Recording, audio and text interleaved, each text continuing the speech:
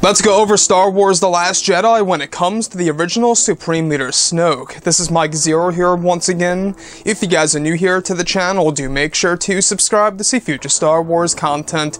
Now, as you all know, a couple of days ago, we learned a whole lot more about Snoke, the Supreme Leader of the First Order, all thanks to the supervisor, or the visual effects supervisor, I should say, Ben Morris.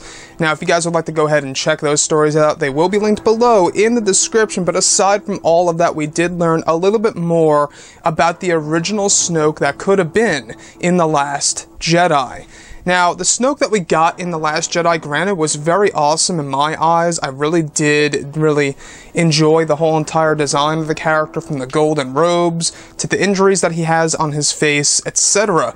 But in the original concepts of Snoke, he was supposed to actually sport a black robe as opposed to a golden one while wearing golden gloves. Now, they steered clear from that concept to take a brand new, a different approach for the villain in the sequel trilogy, especially for The Last Jedi, is because they didn't want to necessarily mimic that of the Emperor, another villain decked out in black.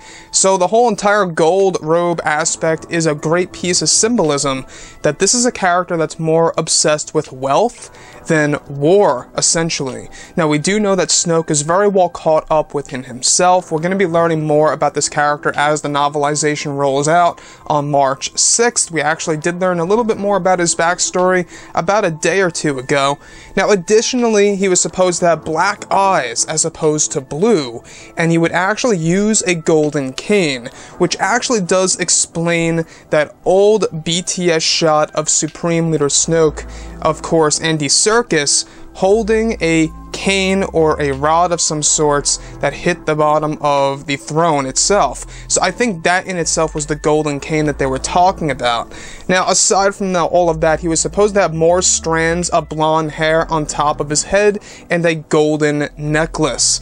So the original Snoke could have been something very unique as well, but I think that the one that we got in The Last Jedi was very much satisfactory. I really do like the design of the golden robe, how they enhanced his injuries, and they even did change his face a little bit to really make his face all the more of an imposing one in comparison to The Force Awakens. They did change quite a bit of how Snoke was in The Force Awakens overall.